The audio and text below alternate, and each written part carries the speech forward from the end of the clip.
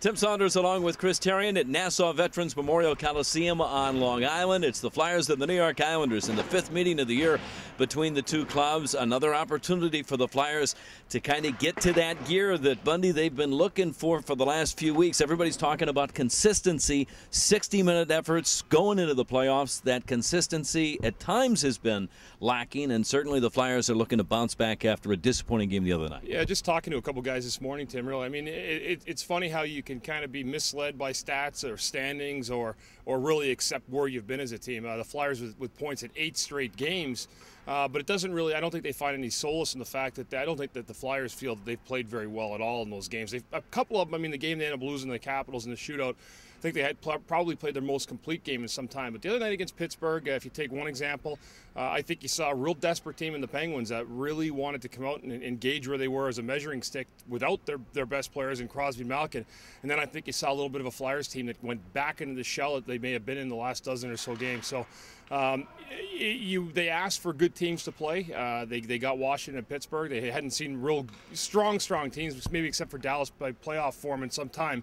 But I think that it's time now. Philadelphia starts to get themselves in check every single night and prepare themselves for what's going to be the playoffs very soon. Well, he mentioned points in 8 straight games, 4-0-4, but Bundy only 4 wins in the last dozen games. I talked to Captain Mike Richards this morning. He's not overly concerned. He still thinks the pieces are here, that they're going to get to that gear. But at this point, you're getting pretty close. You got to do it pretty soon. Yeah, and you know what? I think last year was different because they were in the predicament where they had to play well every single game to make the playoffs. And it came down to a shootout the last game of the year. We all know the story.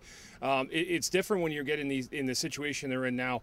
I used to have coaches that would break it down the last 5 games or the last 7 games or 5 depending, and they'd say treat the last 7 games as a playoff series. So let's see if we can win 4 out of the next 7 and treat it as such. I don't think the Flyers right now, I don't think any team for that matter should assume that you're going to turn on a switch come April 13th, the night the playoffs start, and just all of a sudden get back to where you're playing. You have to mentally prepare yourself, physically prepare yourself now for the grind that's going to come. And I think that's really important here, even against the Islanders tonight, a team that's going to really work all night to be focused on the attention to detail and being prepared to play these games. They're really, really important prep games right now for the Flyers. Offense was pretty hard to come by on Thursday against the Penguins. The Flyers were limited to only 20 shots on goal, but you couldn't ask for much more from their goaltender. Sergei Bobrovsky stole them a point against the Pens. He was outstanding the other night, and after what was a real tough night for Bob against the Washington Capitals, he came back.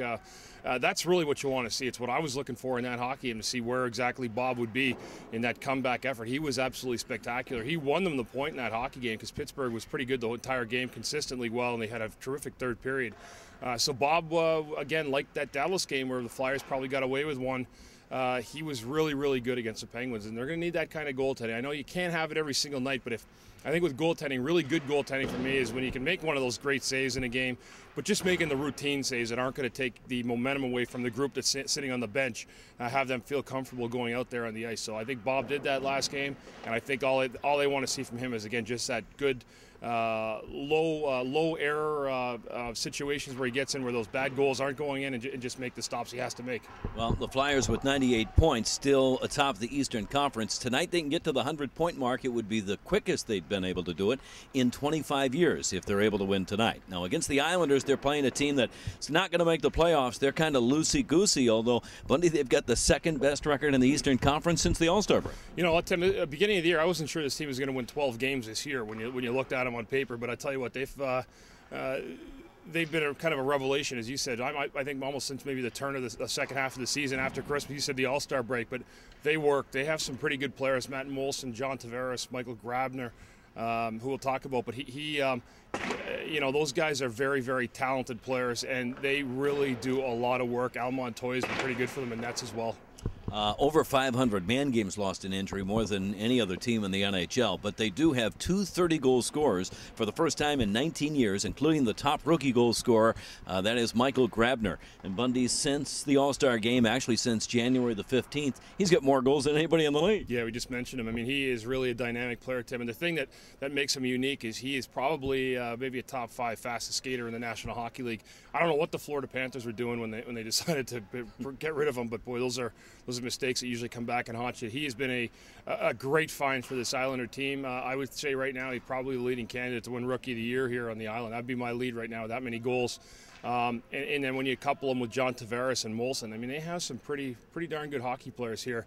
And they're guys that are learning to work since they made that coaching change under Jack Capuano. They've done a really, really good job getting ahead of the curve and staying in just about every game. All right, Al Montoya started 10 of the last 11 games in goal for the Islanders. Could be Rick DiPietro, though, tonight against Sergei Bobrovsky of the Flyers. And certainly he deserves another outing after his great game Thursday against the Pens. Game time tonight is at 7 o'clock. It'll be on Comcast Sportsnet, or as always, you can join us on the radio. Tim Saunders with Chris Therien on Sports Radio 610 WYP.